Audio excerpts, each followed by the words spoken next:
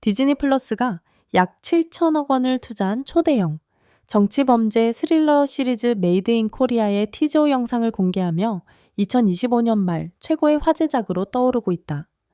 현빈, 정우성, 조여정, 우도환이라는 초호화 캐스팅과 함께 우민호 감독의 연출이 더해져 국내외 시청자들의 기대감이 높아지고 있는 상황이다. 오는 12월 24일 첫 공개되는 이 작품은 인사이드맨, 남산의 부장들, 해올빈 등을 연출한 우민호 감독의 디즈니 플러스 오리지널 시리즈로 1970년대 혼란 속에서 폭발적으로 성장하던 한국 사회를 배경으로 한다.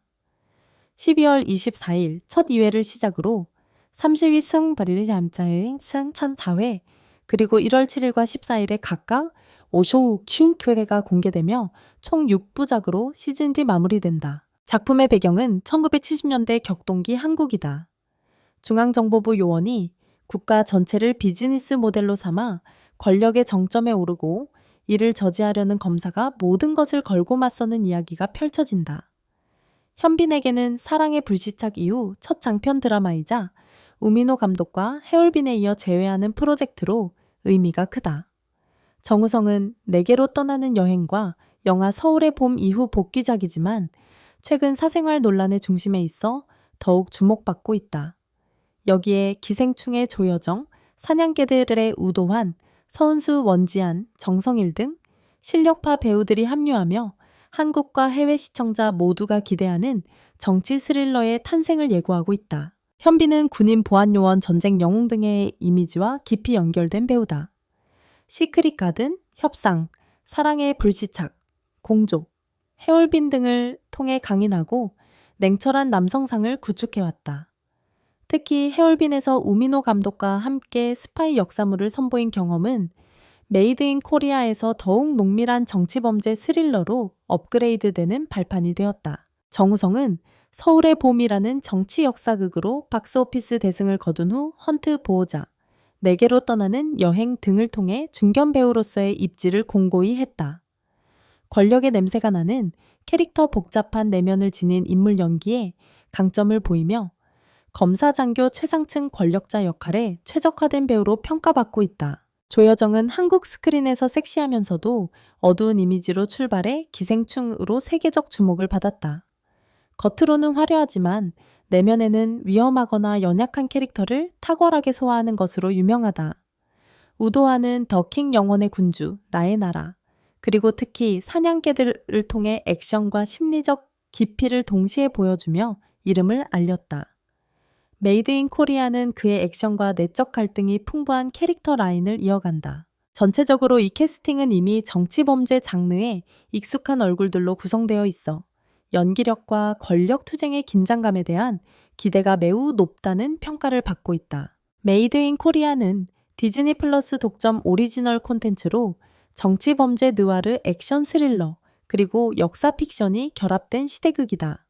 1970년대 독재와 발전이 공존하던 시기 권력자들이 암약 속에서 이익을 다투던 시대를 배경으로 한다.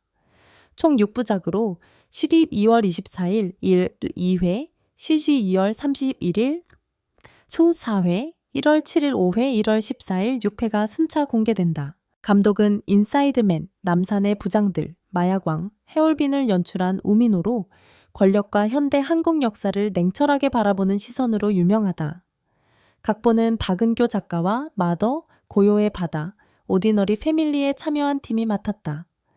제작은 인사이드맨, 마야광, 악인전, 서울의 봄을 만든 하이브 미디어가 담당한다. 제작 규모는 약 7천억 원으로 한국 드라마 역사상 최대 규모에 속하며 배경 세트, 의상, 야외 촬영에 막대한 투자가 이루어졌다. 한국 언론은 이를 지금까지 본 OTT 프로젝트 중 최대 규모라고 평가했다. 시즌2는 이미 제작이 확정되었고 2026년 하반기 공개 예정이다.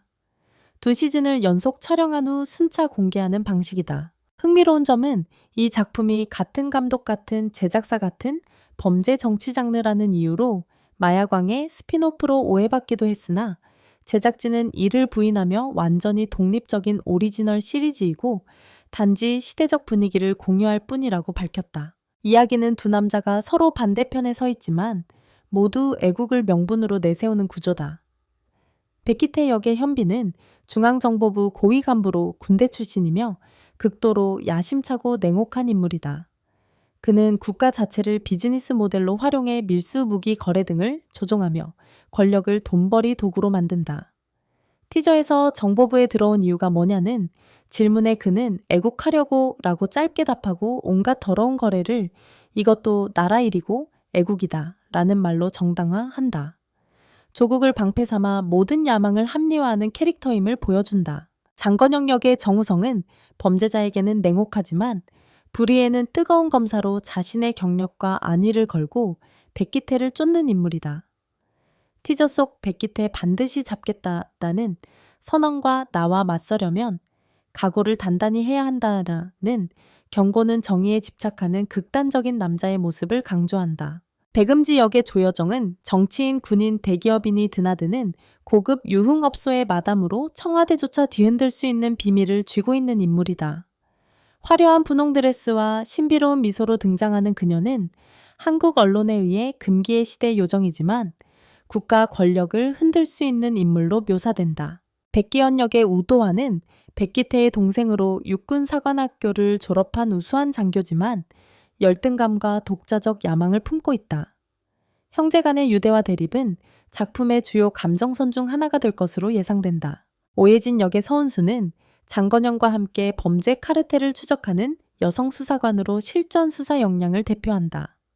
이케다 유지 역의 원지아는 일본인 캐릭터로 국경을 넘나드는 범죄 조직의 보스이자 백기태의 비즈니스 파트너로 이야기를 한국 국경 밖으로 확장시킨다. 대통령 비서실장 천석정 역의 정성일, 중앙정보부 과장, 표학수 역의 노재원 부산 중앙정보부 지부장 황국평 역의 박용우 등 다수의 권력 인물들이 백기태를 둘러싼 복잡한 권력 지도를 형성한다. 최신 티저는 백기태가 엄숙하게 국기에 경례하는 장면으로 시작해 추격도청 고문 담배 연기, 자욱한 비밀회의 장면들로 빠르게 전환된다. 전형적인 우민호식 정치 느와르 분위기다. 마지막 부분에서 백기태가 무슨 짓을 하는 거냐고 묻자 장건영이 단 한마디 애국이라고 답하는 장면은 두 남자 모두 자신이 진정한 애국자라 믿지만 정반대의 일을 하고 있음을 보여준다. 티저 공개 직후 일부 한국 네티즌들은 회의적 반응을 보였다. 현빈이 또 똑같은 연기를 하네요라거나 또 유신시대 이야기냐 대대는 불평이 나왔다. 반면 많은 이들이 즉각 반박했다. 해올빈 감독이니 믿고 봐라. 현빈이 거의 악역에 가까운 역할이라 흥미롭다 등의 의견들이었다. 더 큰 논란은 정우성을 둘러싸고 있다. 그는 최근 혼외 자녀 인정 사건으로 한국 사회에서 뜨거운 비판을 받았다. 모델 문가비와의 사이에서 아이가 태어났고 결혼 계획 없이 아버지로서 책임만 지겠다는 입장을 밝혀 큰 논란을 일으켰다. 한국 사회에서 결혼과 가족에 대한 책임을 중시하는 전통적 가치관과 충돌하면서 책임감 없다, 이중잣대라는 비판이 쏟아졌다. 일부 시청자들은 작품과 사생활을 분리한다며 새로운 역할로 그를 평가하겠다는 입장을 밝혔다. 특히 정의에 집착하는 검사 캐릭터는 정우성의 강점과 잘 맞는다는 평가다. 반면 다른 이들은 화면 속 정의로운 남자, 이미지와 현실의 스캔들 사이에서 소화하기 어렵다고 토로하며 보이콧 의사를 밝히기도 했다. 이러한 의견들은 한국 온라인 신문 댓글과 영화 포럼에서 확인된다. 영화 포럼 엑스트림 무비에서는 한 시청자가 우성형이 실수한 건 사실이지만 이렇게 두 주연급 프로젝트인데 티저에서 거의 비중을 안 주는 건 너무하다고 언급했다. 이는 제작진이 스캔들이 여전히 민감한 시점에서 현빈과 정우성의 홍보 균형을 맞추는 데 신중을 기하고 있음을 보여준다. 제작비 약 7천억 원은 한국 드라마 역사상 최고 수준이며 특히 6부작 시리즈로서는 전례 없는 규모다. 각 에피소드를 배경과 연출면에서 극장 영화 수준으로 만들겠다는 의도가 담겨 있다. 시즌1 6편, 시즌2 6편 구조로 각 편을 영화처럼 두툼하게 제작한다는 계획이다. 티저는 한국 언론으로부터 디즈니 플러스의 연말 에이스로 불리며 서울신문 위키트리 MKK 스냅 등 주요 매체의 스트리밍 섹션에서 집중 조명을 받았다. 시즌2는 홍콩에서 열린 디즈니 플러스 오리지널 프리뷰 2025 행사에서 공식 발표되었는데 시즌1 뒤 아직 반경도 안 된 상태에서 시즌2를 확정한 것은 한국 드라마 프로젝트로서는 매우 이례적이다. 한국 네티즌들의 반응은 크게 두 갈래로 나뉜다. 긍정적 흐름에서는 위키트리 기사 댓글과 디즈니 플러스 코리아 유튜브에서 보기만 해도 대박날 것 같다. 현빈 정우성부터 조연까지 모두 엄청나다. 이번 크리스마스는 집에서 이 드라마만 본다. 디즈니 플러스가 진짜 크게 나왔다. 우민의 하이브가 만든 6.69편이면 무조건 봐야지 라는 반응이 나온다. 엑스트림 무비의 한국 영화 팬들은 이 작품을 초대형 프로젝트 기대할 수밖에 없다고 평가하며 인사이드맨 감독이 처음으로 시리즈를 만든다는 점에 영화광들이 상당히 흥분하고 있음을 보여준다. 회의적이거나 부정적인 흐름도 존재한다. 일부 네티즌들은 한국 드라마가 계속해서 1970년대 독재 시대를 파고드는 것에 피로감을 느낀다. 또 유신이야라며 현대적 이야기나 더 가벼운 장르를 원한다는 목소리다. 일부는 티저 속 현빈의 연기가 이전 역할들과 너무 비슷하다고 지적하며 군인이나 요원 역할의 냉철한 캐릭터를 단지 배경만 바꿔 반복하는 것 아니냐는 우려를 표한다. 정우성에 대해서는 복귀 자체에 대한 호기심과 함께 사생활 스캔들이 아직 가라앉지 않아 완전히 공감하기 어렵다라는 댓글도 보인다. 전체적으로 논의 수준은 높지만 반응은 일방적 찬사가 아니라 진정한 의미의 양극화를 보인다. 이는 대형 정치 역사 프로젝트에서 흔히 나타나는 현상이며 작품이 민감한 주제들을 정확히 건드렸다는 신호이기도 하다. 이 프로젝트의 가장 큰 강점은 권력과 역사 장르에서 브랜드를 확립한 감독과 작가진이다. 우민호 감독은 인사이드맨, 남산의 부장들, 해올빈 등을 통해 정치적 음모 부패 권력과 폭력의 관계를 깊이 다루는 작가로 입증되었다.